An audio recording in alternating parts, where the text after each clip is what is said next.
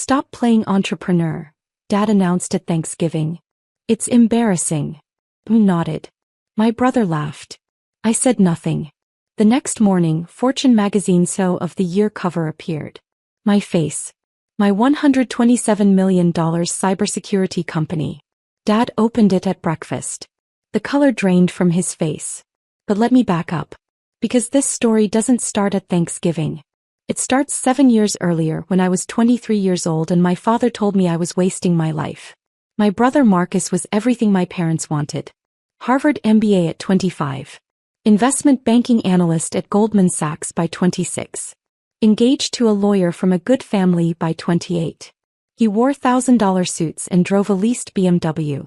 He had the corner office, the prestigious title, the country club membership. I had a laptop and a dream. Rebecca, honey, when are you going to get serious about your career? Mom asked at Sunday dinner when I was 23. I just quit my third corporate job in 2 years. This time from a mid-level marketing position that made me miserable. I am serious, I said. I'm building something. Dad set down his fork. Building what? You've been building something for 6 months. You're living in a studio apartment. You drive a 10-year-old Honda. Marcus is making real money. Real progress. Dad, I'm developing cybersecurity software. The market is full of people with real credentials, he interrupted. You have a bachelor's degree in communications. What do you know about cybersecurity? I've been teaching myself to code for 3 years. I've been studying. Teaching yourself, Mom repeated, exchanging a look with Dad. Rebecca, that's not how the real world works. You need degrees, certifications, a proper job. Marcus smirked from across the table. Beck, I love you, but Mom and Dad are right. You're 23. It's time to grow up. Come work at the bank. I can get you an interview. Entry level, but it's a start. I don't want to work at a bank. Because you're too proud to start at the bottom like everyone else, Dad said. His voice had that edge I knew too well. Disappointment mixed with frustration. You think you're special. You think you can skip all the steps Marcus took and just, what? Become successful overnight. I'm not trying to skip steps. I'm taking different steps. Different steps, Dad repeated. Is that what we're calling unemployment now? I felt my face burn. I'm not unemployed. I'm working 16-hour days building. Building nothing, he said flatly. You're playing entrepreneur. It's embarrassing, Rebecca. When people ask me what my daughter does, what am I supposed to say? That you're unemployed and coding in your apartment. The words hit like a slap. Mom reached over and squeezed Dad's hand. A united front as always. We're just worried about you, Mom said, her voice softer but no less cutting. We don't want you to waste your 20s chasing something that's never going to happen. The technology industry is brutal. Do you know how many startups fail? 90%, I said quietly. I know the statistics. So why would you risk? Because I believe in what I'm building. Marcus laughed. Actually laughed. Beck, that's adorable. But belief doesn't pay rent. How much savings do you have left? 3 months. 4. That's none of your business. It becomes our business when you come asking Mom and Dad for money, he said. I would never. You might not have a choice, Dad said. And we're telling you right now we're not funding this fantasy. If you run out of money, you figure it out. You get a real job. We're not enabling this anymore. I stood up. My hands were shaking. I should go. Rebecca, sit down, Mom said. We're having a family dinner. No, you're having an intervention. And I don't need to be here for it. I grabbed my coat and left. Behind me I heard Marcus say, let her go. She'll figure it out when her savings run out. I sat in my Honda in their driveway for 10 minutes crying. Not because they'd hurt my feelings, though they had. But because a small, terrifying part of me wondered if they were right. I didn't talk to my family much over the next 18 months. Occasional texts. Brief phone calls when Mom pressed. But I stopped going to Sunday dinners. Stopped attending family events. I told them I was busy. Working. Building. They thought I was avoiding them out of pride. They were half right. The truth was I was building something extraordinary, and I couldn't risk them sabotaging it with their doubt. My software, Titan Shield, was a next-generation cybersecurity platform that used AI to predict and prevent attacks before they happened. Not reactive security, Proactive protection. I'd spent 3 years researching, coding, testing. I'd burned through my savings, maxed out 2 credit cards, lived on ramen and coffee. And then 20 months after that disastrous Sunday dinner, I got my first client. A mid-sized financial services company in Austin. They paid me $180,000 for implementation and a year of service. I cleared my credit cards, signed a lease on a 1-bedroom apartment in a better neighborhood, bought business insurance. 6 months later I had 4 clients, then 12, then 27. By year 3, I had 140 clients and $8.3 million in revenue. By year 4 I incorporated, hired my first employees, 6 brilliant engineers I'd met in online coding communities. We worked out of a shared office space in downtown Seattle. We ate pizza at midnight and celebrated every new contract like we'd won the lottery. My parents had no idea. Marcus knew I was still doing my little tech thing. That's what he called it when we spoke twice a year. "How's your little tech thing going, Beck?" "It's going well," I'd say. "Well enough to pay rent?" He'd ask, that condescending tone dripping from every word. Well enough. He didn't ask for details. Neither did Mom or Dad. They'd decided years ago that my business was a failure and nothing I said would change their minds. So I stopped trying to convince them. I just kept building.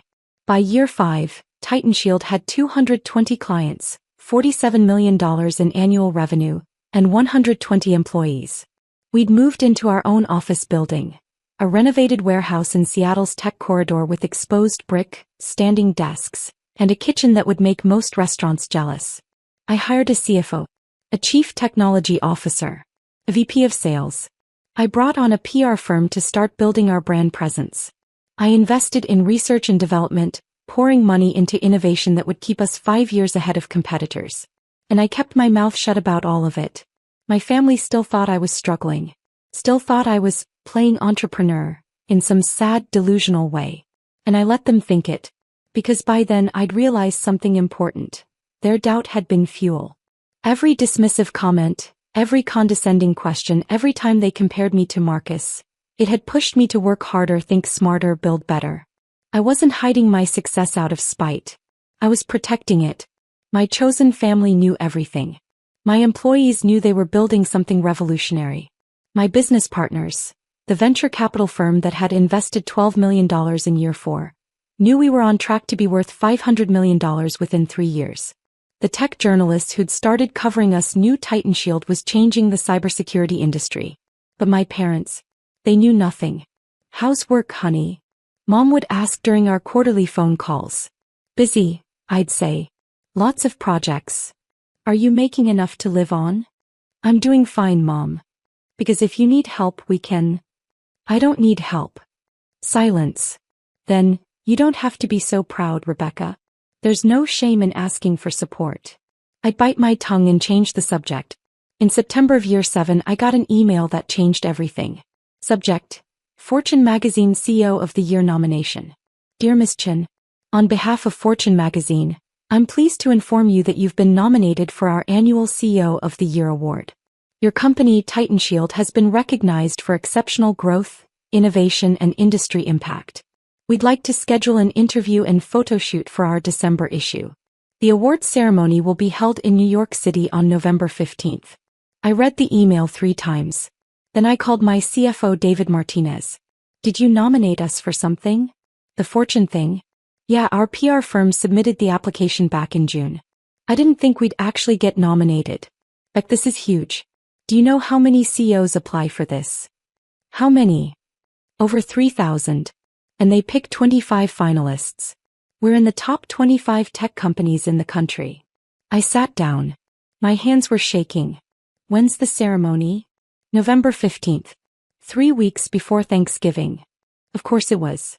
The Fortune journalist was a woman named Patricia Hammond, mid-40s, with sharp eyes and a recording device she set on my desk like a weapon. "Let's start with the basics," she said. "Titan Shield was founded 7 years ago. You were 23. No technical degree. No business background. What made you think you could compete in one of the most competitive industries in the world?" "I didn't think I could compete," I said honestly.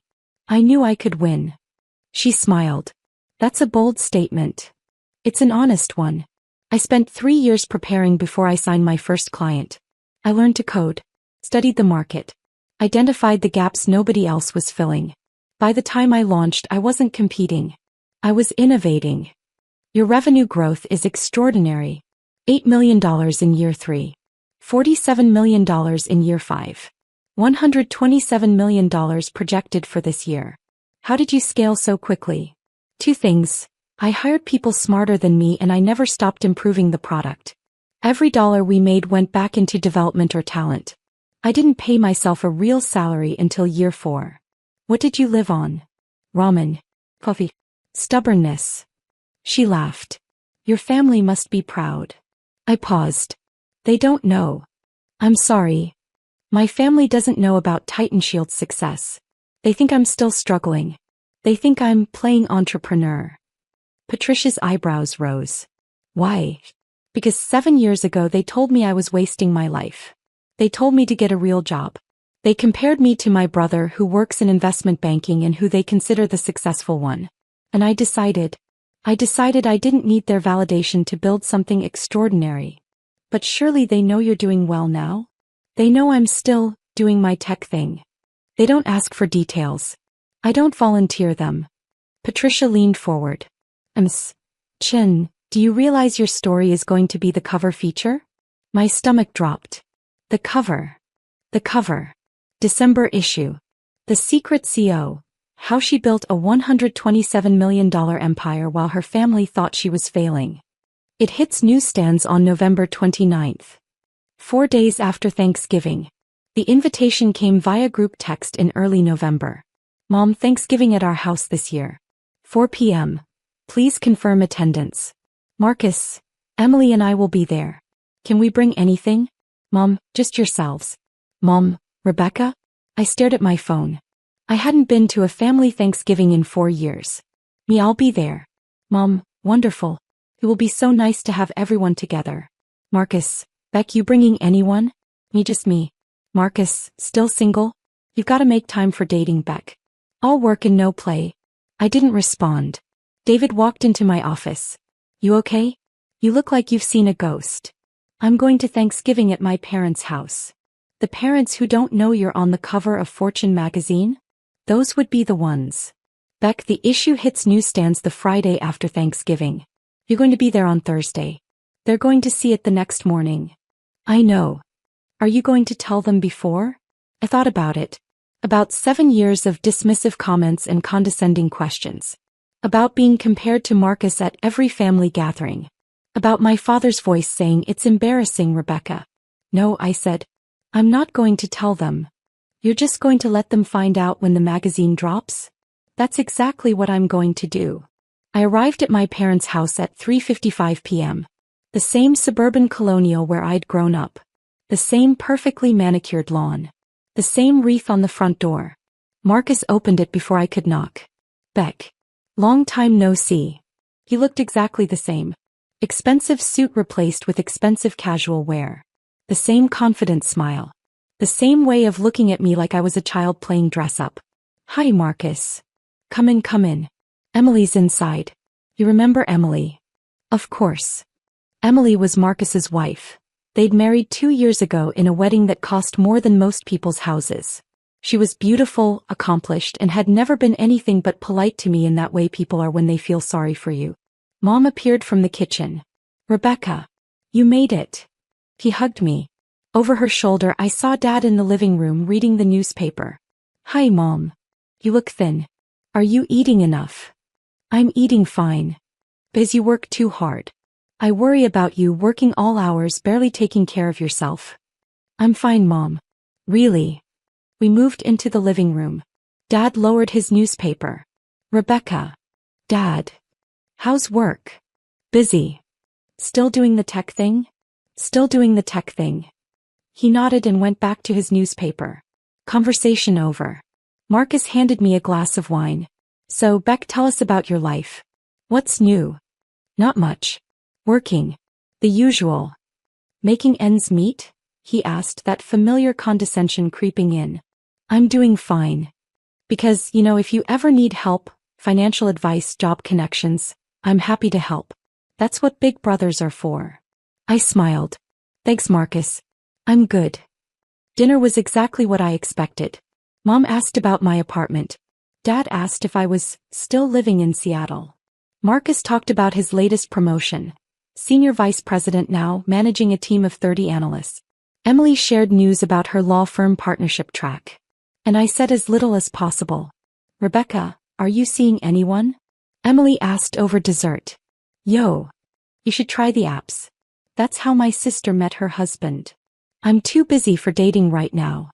Marcus laughed. Beck, you've been too busy for 7 years. At some point you've got to make time for a personal life. I have a personal life. Do you? Or do you just work all day on your little startup? There was. Little startup. I took a breath. I have a full life, Marcus. Just because it doesn't look like yours doesn't mean it's not fulfilling. I'm not criticizing, he said, hands up. I'm just saying you're 30 years old. Most people your age are thinking about marriage, kids, building a future. You're still playing entrepreneur. Mom touched my hand. He's not wrong, honey. We worry about you. You've been doing this for so long and we just wonder. When are you going to settle down? Get a stable job? Start thinking about your future. This is my future. Dad set down his fork. Rebecca, I'm going to be blunt. You're 30. You've been chasing this dream for 7 years. At what point do you admit it's not working and try something else? It is working. Then why do you still drive that old Honda? Why do you live in a 1-bedroom apartment? Why don't you ever talk about success or growth or any of the things successful people talk about? Because I don't need to prove anything to you, I thought. But I didn't say it. I'm comfortable with where I am, I said instead. Marcus shook his head. Beck, that's loser talk. Comfortable. Successful people don't aim for comfortable. They aim for exceptional. And you think I'm not exceptional? I think you're stubborn. I think you're wasting your potential because you're too proud to admit this isn't working. I stood up. Thank you for dinner, Mom. It was lovely. Rebecca, sit down, Dad said. His voice had that commanding edge. The one that used to make me obey when I was a kid. I stayed standing. Sit down. Dad, I'm not 12 years old. If I want to leave, I'll leave. We're trying to help you, Mom said. Her eyes were wet. Why are you being so defensive? Because you're not trying to help me. You're trying to convince me I've failed. And I haven't. Haven't you? Dad asked. You're 30. You've spent 7 years on this and you have nothing to show for it. I have everything to show for it. You just can't see it because you've already decided I'm a failure. Then show us, Marcus challenged. Show us the big success. Show us the clients, the revenue, the growth. Prove us wrong, Beck. Almost did. Almost pulled out my phone and showed them the Titan Shield website. The client list. The press coverage. The Forbes email sitting in my inbox. But I didn't. I don't need to prove anything to you, I said quietly. I stopped needing your validation a long time ago. That's what failures say, Marcus said. I grabbed my coat. Goodbye. Rebecca. Mom called, but I was already out the door. I sat in my Honda, my paid-off, perfectly reliable Honda, and breathed. My hands were shaking. Not from anger. From something else. Relief maybe. Or vindication. Because in less than 24 hours they were going to learn the truth. And I wasn't going to be there to see it. I woke up at 6 a.m. on Friday. Couldn't sleep. I made coffee and opened my laptop and pretended to work, but really I was just waiting. The Fortune issue was scheduled to hit newsstands at 7 a.m. At 7:15 my phone started buzzing. David, it's out. Beck, you're on every newsstand in America right now. My PR director, CNN, is calling. So is Bloomberg. The Today Show wants you next week. My CTO just bought 5 copies. You look like a badass on that cover. At 7:47 I got a text from someone I didn't expect. Emily, Marcus's wife. Emily, Rebecca. I just saw Fortune magazine. I need to call you. My phone rang 30 seconds later. Rebecca. Hi, Emily. Is this real? Fortune CEO of the year? Titan Shield? $127 million company. It's real. Silence. Then, Rebecca, I'm so sorry. For what? For everything. For how we treated you last night. For how Marcus talked to you. We had no idea. None of us had any idea. I know. Why didn't you tell us? Would you have believed me? More silence. I don't know. That's why I didn't tell you. He's reading the article right now. Rebecca, he looks like he's going to be sick. Tell him to keep reading. There's a great quote in there about family doubt. What are you going to do? Nothing. I'm going to my office. I have work to do. Rebecca. Emily, I need to go. Thank you for calling. I hung up. At 8:02 Mom called. I didn't answer. At 8:15, Dad called. I didn't answer. At 8:33 Marcus called. I didn't answer. The texts started piling up. Mom, Rebecca, please call us. We just saw Fortune magazine. Dad, we need to talk. Call me immediately. Marcus, Beck, I'm so sorry. I didn't know. Please call me back. Marcus, Beck, seriously. I'm an idiot. I'm so sorry. Marcus, I told Emily I'm taking you to dinner to apologize. Name the place. I silenced my phone and went to work. They showed up at my office on Monday morning. All three of them. My executive assistant Jordan called me. Rebecca, your parents and brother are in the lobby. They don't have an appointment. Tell them I'm busy. I did. Your father said he's not leaving until you see them. I closed my eyes. Of course he did. Send them up. 2 minutes later they walked into my office.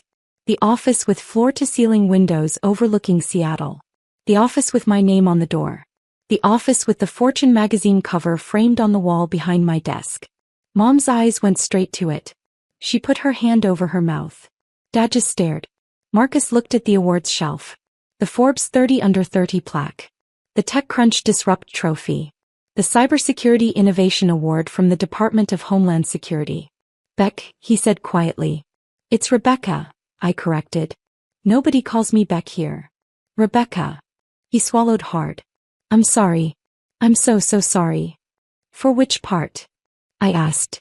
For calling my company a little startup? For telling me I was playing entrepreneur? For suggesting I was a failure? Be specific, Marcus. I want to know exactly what you're apologizing for.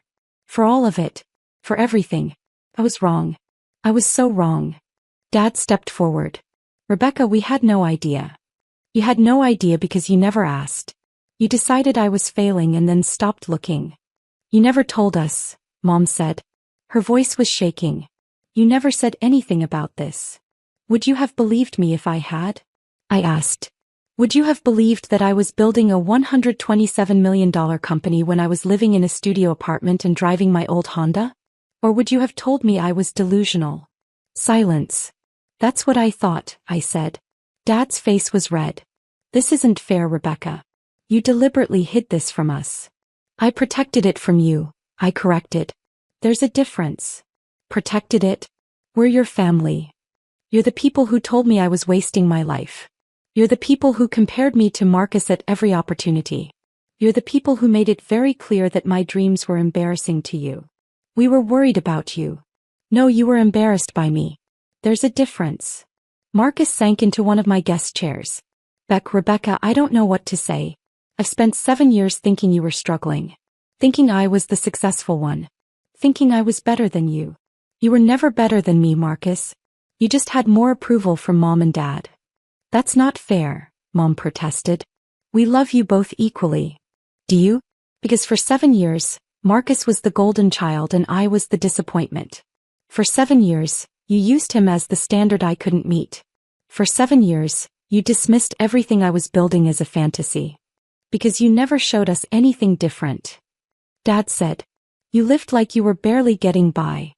I lived like someone who reinvested every dollar into her company instead of spending it on luxury cars and expensive apartments to impress people who didn't believe in her anyway. The words hung in the air like smoke. Mom was crying now. Rebecca, please. We made mistakes. We were wrong. But we're here now. We want to support you. I don't need your support anymore. I have 287 employees who believe in me. I have investors who trusted me with their money. I have clients who bet their security on my technology. I have friends who celebrated every milestone with me. I built this without you. And I don't need you now that it's done. That's cruel, Dad said. Is it? Or is it honest? Marcus stood up. What can we do? How can we fix this? I looked at him. My brother. The golden child. The one who'd always had everything I wanted. Our parents' pride, their approval, their belief. You can't, I said quietly. You can't fix 7 years of dismissiveness with one apology. You can't undo the damage by showing up now that I'm on the cover of Fortune magazine. You can't earn my trust back by being impressed with my success when you were disgusted by my struggle. So that's it? Dad asked. You're just going to cut us out? I'm going to do what I've been doing for 7 years. I'm going to focus on my work, my team, and the people who actually believed in me. You three are welcome to be happy for me from a distance. But you don't get to be part of this. You don't get to claim credit. You don't get to tell people your daughter is the CEO of Titan Shield. You don't get to bask in reflected glory when you tried to extinguish the light in the first place. Mom sobbed. Rebecca, please don't do this. I'm not doing anything, Mom. I'm just declining to let you do something. There's a difference. My phone buzzed. Jordan, your 10 a.m. is here. I have a meeting, I said. You need to leave. Rebecca. Goodbye. They left.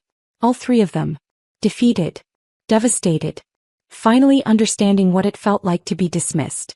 I sat down at my desk and breathed. Then I smiled. The story exploded. By Tuesday, Titan Shield's website traffic had increased 4,000%. We had 1,200 new client inquiries. 3 acquisition offers.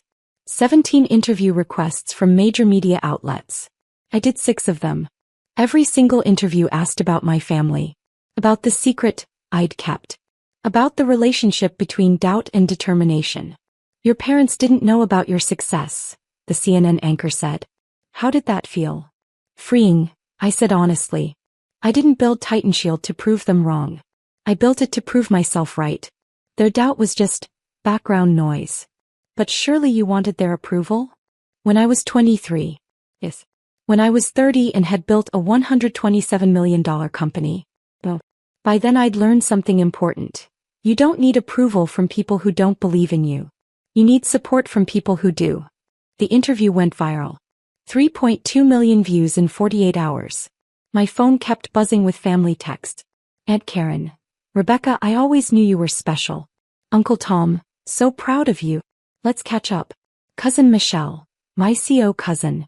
Can I tell people we're related? I didn't respond to any of them. The only family text I answered was from Emily. Marcus is devastated. He really is sorry. Is there any chance you'll talk to him? Maybe someday. Not today. 2 weeks after the Fortune article, I got a call from Dad. Rebecca, I need to tell you something. What? I've been getting calls. From colleagues. Friends. People at the club. Everyone's asking why I never mentioned my incredibly successful daughter. Why I never said you were CEO of a major tech company. What do you tell them? Silence. Then, I tell them I'm a fool. Dad. No, Rebecca. Let me finish. I was wrong. About everything. I dismissed you because you didn't follow the path I understood. You didn't get an MBA. You didn't climb a corporate ladder. You built something new and I couldn't see it because I was too busy comparing you to what I thought success should look like. Why are you telling me this? Because I need you to know. I'm sorry. I'm truly deeply sorry. And I understand if you never forgive me. But I need you to know that I see you now. I see what you built. I see what you sacrificed. And I'm in awe of you. My throat tightened.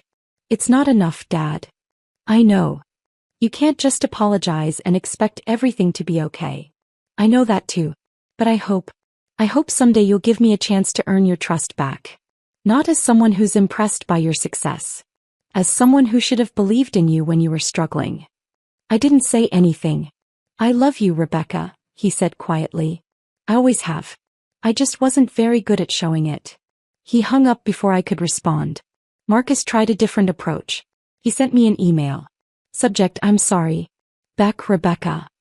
I've started this email 30 times and deleted it 30 times. Nothing sounds right because nothing can sound right. There's no way to apologize for 7 years of being a condescending asshole. But I'm going to try anyway. I was wrong. About everything. I convinced myself that my path was the only path to success. Corporate job. Traditional markers of achievement. I looked at you and saw someone who was refusing to follow the rules and I judged you for it. The truth is I was jealous. You had courage I never did. You bet on yourself. You built something from nothing. You took risks that terrified me. And instead of admiring you for it, I belittled you. I made myself feel better by making you feel small. I'm ashamed of that. I'm ashamed of the person I was at that Thanksgiving dinner. I'm ashamed of every time I called your work your little tech thing. I'm ashamed that it took a Fortune magazine cover for me to realize that you were always the exceptional one. I don't expect forgiveness. I don't deserve it. But I want you to know that I'm working on being better. Emily's been helping me understand where I went wrong. And I'm hoping that someday when you're ready we can talk. Really talk. Not as the golden child and the disappointment. But as equals. Because you're not just my equal, Rebecca. You're my superior. In every way that matters. I love you. I'm sorry. And I'm proud of you. Marcus. I read it 3 times. Then I closed my laptop and went back to work. The award ceremony for Fortune CEO of the Year was held in February at a Manhattan hotel ballroom with crystal chandeliers and a guest list that read like a who's who of American business. I wore a black dress that cost more than my first month's rent 7 years ago. My team was there. David, my CTO, my VP of sales. 20 of us celebrating together. My parents and Marcus were not invited. But they showed up anyway. I saw them as I was walking into the ballroom. Standing by the entrance. Nervous. Out of place in their formal wear, clutching programs like lifelines. Mom saw me first. Rebecca. I stopped. We weren't sure you'd want us here, she said. But we had to come. We had to see you accept this award. How did you even get tickets? This is invitation only. Marcus looked embarrassed. I know someone on the Fortune board.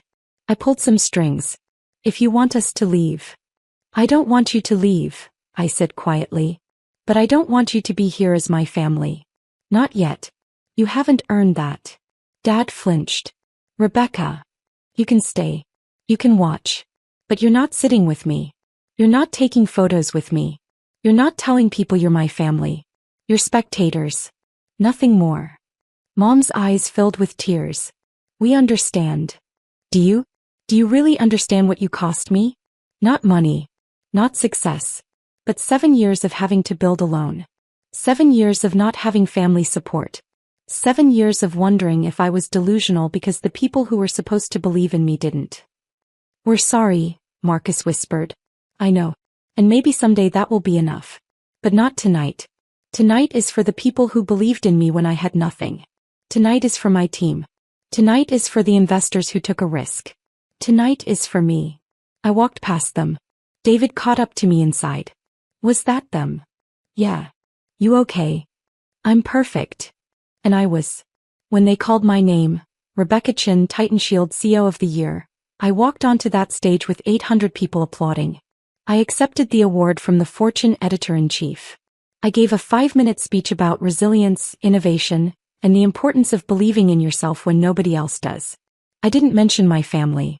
I mentioned my team, my investors, my mentors, the people who'd believed in me when I was nobody. And when I walked off that stage holding that award, I felt something I hadn't felt in 7 years. Complete. My relationship with my family is still complicated. We have dinner once a month now. Awkward, careful dinners where everyone watches what they say. Where Marcus doesn't talk about his job unless I ask. Where Mom doesn't give me advice unless I request it. Where Dad asks about my business like he's talking to a stranger. It's not perfect. Might never be perfect. But it's honest. Emily and I are close now. She apologized so many times I finally told her to stop. You weren't the problem, I said. You were just adjacent to it. Marcus is trying. Really trying. He asks about TitanShield with genuine interest. He's reading about cybersecurity. He's learning to code, to understand your world, he said. He's becoming someone I might actually want as a brother instead of someone I'm obligated to call family. Dad retired early. He told me it was because he realized he'd spent 40 years chasing success and had missed what actually mattered. I don't know if I believe that. But I appreciate the sentiment. Mom cries a lot. At dinners. During phone calls. When she sees articles about me. I'm so proud of you, she says over and over. Like repetition will make up for lost time. It won't. But maybe, eventually it will be enough. TitanShield is now worth $340 million. We have 420 employees. Offices in Seattle, Austin, and Boston. We're expanding internationally. We're innovating faster than our competitors can react. And I'm still driving that Honda. Not because I can't afford better, but because it reminds me where I came from. It reminds me that I built this empire from nothing. It reminds me that success isn't about impressing people who doubted you. It's about proving to yourself that you were right to believe. My phone buzzes. Text from Marcus. Sunday dinner at mom and dad's. You coming? I think about it. About whether I want to spend my Sunday evening navigating the careful dynamics of a family still learning how to treat me like an equal. Then I remember, I don't have to prove anything anymore. I'll be there. Because maybe, just maybe, that's what success really looks like. Not the magazine covers or the awards or the $340 million company, but the freedom to choose forgiveness. On your own terms.